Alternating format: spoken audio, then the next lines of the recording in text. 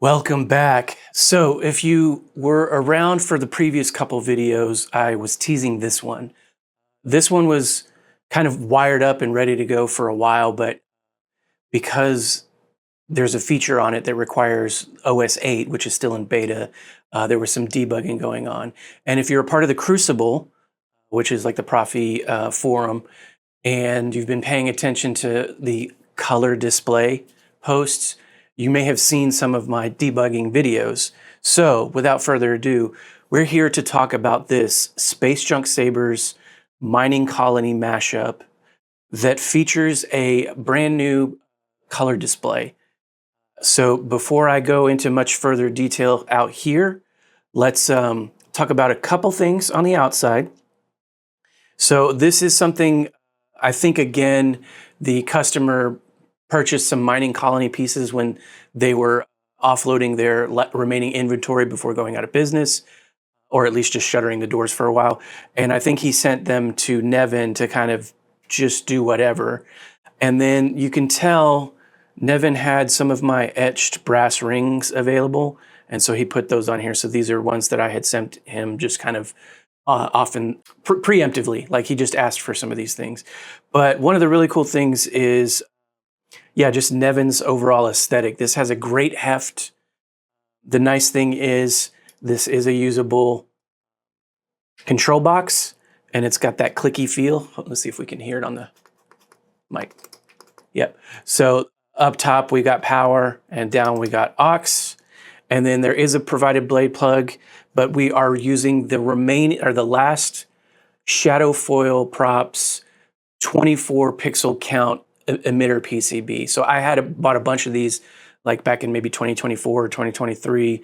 So anyway, that is that. So let's hop down to the table and show off the goodies, and we'll go over some of the intricacies about the programming on this and operations.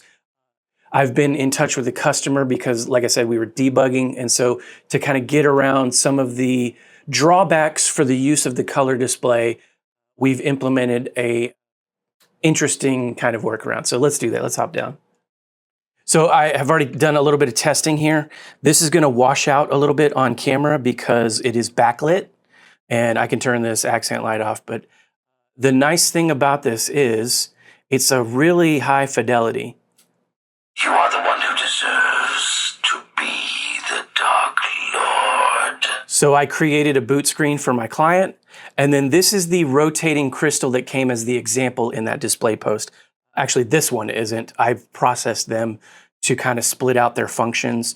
Frederick did the work to make like a single idle PQF be able to turn on when you're just in this idle state, and then it'll turn on when the blade is on, and it will respond to lockups.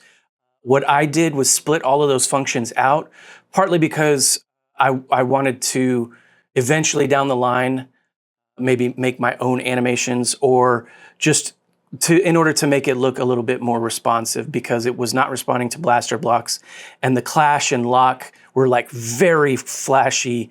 It was hard to see if you weren't paying attention. So what I did was split the lock out and use that for blast and clash. So and then it looks to the sound to stay on. So it's a little slow, but yeah. But the thing about this was in that discussion, there are, like, the Chinese manufacturers rolled out with some of these, I don't know if it's this display, but a color display that would just basically show a character image. And I think those were all AI generated. At least that's what Brian Connor was mentioning. And so as that being the benchmark for what people in the public might have already seen, I wanted to create my own boot screens. So I did, I don't know, like 50 or somewhere around 50 images for about 40 something characters. So some of them have multiples. So when we switch, Kylo Ren, we actually can see that. And then if you wanted that character to just always be on, you can change that to be idle. So I had to learn how to generate these SCR and PQF files for this to be read. And then I just did some work. So Ray Skywalker. There we go. If we just kind of offset that maybe.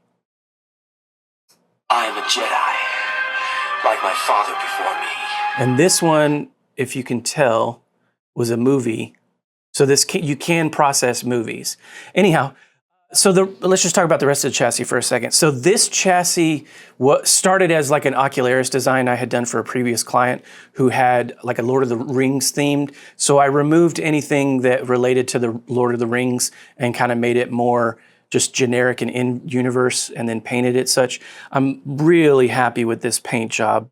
All of the, so like the kind of gunmetal look, the gold and bronze accents, the little pops of color on the buttons, and things like that. So the reason I bring that up is because Tierfon Orbital, like this kind of follows the shape of that overall chassis that was provided with the Ocularis. So like the position of the kill switch is here for a reason.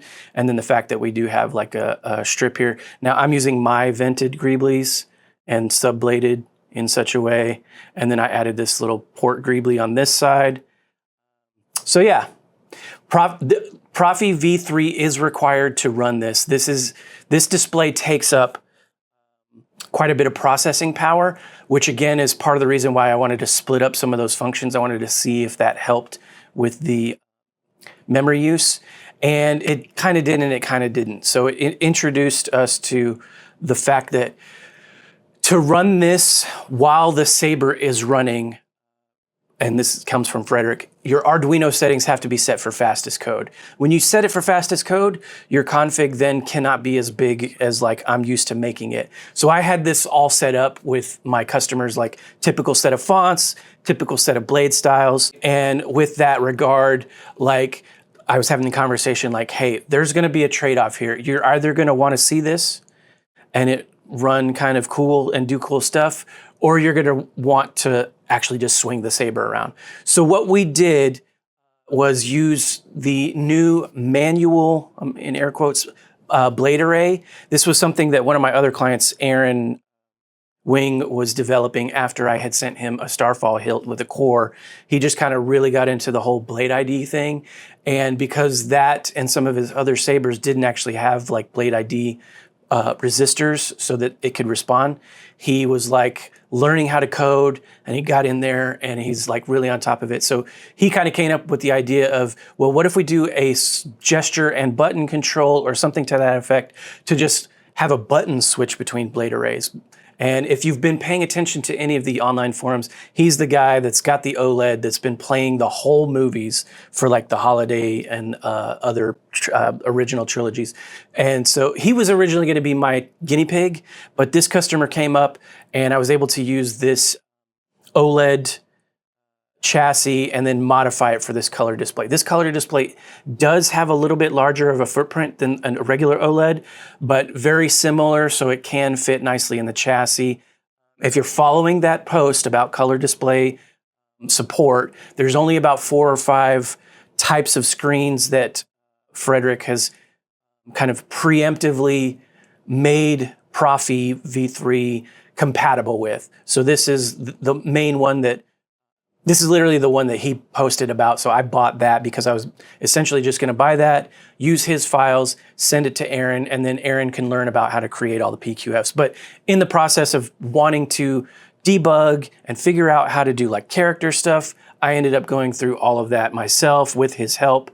Okay, so what we do when we actually want to swing the Saber around, because what happens when you use smallest code is it prioritizes the screen over the sound card and blade animations. For the most part, the blade is okay. It's a little slow, but you will hear when I boot this up, when I turn the Saber on, the ignition starts and then the hum kicks in afterwards. So that was about a 1 second delay, and smooth swing's running okay on this particular preset. On some other ones, it's really delayed. So on this one, it's actually kind of running nicely. All right, so if we take a look, there is the brighter crystal, so it gets brighter, and then there's a blast response, which does not happen on Frederick's version, and then clash. And then if I hold a button and hold a lockup, the crystal goes all bright and sparkly, and then when we turn the blade off, it comes back to this like lighter crystal look. So this preset happened to be a good example of where it's okay, but for the most part, this has like party mode, the new Acolyte fonts. And so depending on how complex your blade style is, then this screen may not work as well. So with manual blade array, what we do is hold power and then tap aux for a long press, about 2 seconds, and then it will manually switch over to a duplicate set of fonts. And in those font folders, there aren't the files for the screen to turn on. So it'll look for that, and when it doesn't find it, it turns the screen off. So let's do that real quick. So we're going to hold power and tap aux for 2 seconds. If you do it too short, you jump into the volume menu, so you'll just exit the volume menu. But hold power, tap. So that means we've jumped over into the other set of presets. But if the color display turns off, that means you can turn the Saber on, swing away, and you won't have any of the performance problems that you were having before. And the idea with that is you're gonna have the grip on anyway, right? So you're never gonna see that screen, right? So, Jackie. right? And then we can come back in if we wanna show off all of our friends how cool this little screen is, or just look to see what's going on to make sure we know which one we're in. We can switch back over to the other set of presets. So anyway, let's just show off a couple more screens. That's essentially how to get in and out of display mode so that you can operate the Saber normally. But we'll just show off a couple more font screens, and then we'll hop out and put a blade in it. So I did, this was a customer that started with likes the party mode. So I did a bunch of the survivor characters because those were easy to find good images for. Master Seer Junda. So some of these are static images that I've My name is Dagan Gera. cropped, but I did find a couple like movie things. Centauri. So those would be like Vader, Yoda, and like Palpatine, and then Luke has 2. So, but for the most part, they're just static images. So I've set up my SCR files to just be like 3 seconds, but for those videos, for the font screens, those are a little bit longer, so I've managed to change those. But I've created a template for this customer if they want to go on their SD card and turn on a new font for one that maybe I've got a character. I've either already loaded it, or I've set the template file so they can drag and drop and then go find a character and then drag it to the folder if they've got new fonts. So that will be a separate video specifically to the customer. But yeah, so let's do this. Let's hop out, put a blade in it, and then we'll show off a couple things. But this is obviously the main feature here. So, Ninth Sister. you know, that is a really nice color screen. And then the fact that it can do different things in the on and off state and respond is pretty cool. But again, there's a trade-off here with smallest code. This thing really does need to be run in fastest code. So to anyone other installers out there, if you're gonna be putting these in, do follow kind of like the guidelines. Again, this is Proffie OS 8, the MasterOS beta. OS 4 is out. I did start with that, but that's where we found the bugs. Basically the font screen wouldn't load every time, and then it would have crashes and stuff like that. There are still bugs, so the customer knows this. They are the guinea pig. So when those things occur, you can either turn the Saber on and off, or you can, there's a couple other things which I will explain to the customer. So let's put the grip back on and then hop out, put a blade in it. So this comes with a blade plug. I'm gonna take that out real quick. This does use a 1-inch diameter neopixel. So I'm just gonna use my Quantum with an adapter, just rest it on the PCB pins, and then your set screw is opposite that badge. So there's a badge on this side, and this is your set screw right here. Cinch that down.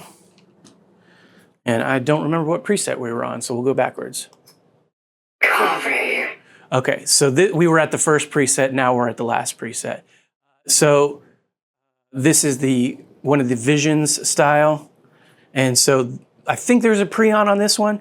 So like with all my sabers, if you use a gesture control, you'll get into battle mode, but you'll bypass the pre-on. So I'm just gonna hit the power switch. Again, on the control box, top's power, bottom's aux. Okay, well, maybe not a pre-on, but a little bit of an ignition sound.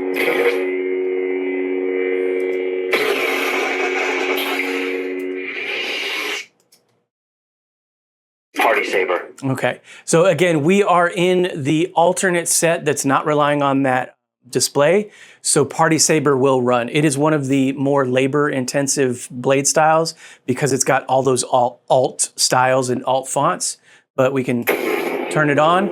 No delay in the hum or anything like that because we've switched blade arrays. Now if we do our special ability, and now accent swings, we'll change colors, right? So here we've got some survivor styles, right? Master Seer Junda. My name is Jack Centauri. Ninth Sister. This is one of my favorites. So if I haven't mentioned it yet because I've been too excited about the color display, we do have a 28mm KR bass speaker. I've set it for 2500. It can go hotter, but already it's very optimally placed. So I just wanted to go with the efficiency so that way we're not killing the battery life with all the other stuff that we're lighting up, but it already sounds great. If we do want to get into our volume mode, it's very much like the blade array switching, but it's hold aux tap power quickly. Enter volume menu. That's the maximum volume. So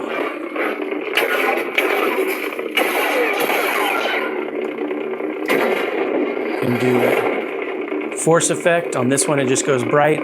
We can go do the quote player. Can we do it? Nope.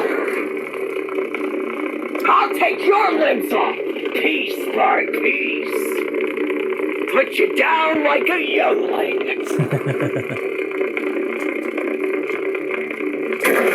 All right, so I was just switching back and forth between quote player and force player. And again, you'll note that force player has the blade style that goes along with it. Quote doesn't. And then here, now we're in the Acolyte series, so we do have the OSHA Crystal Bleed.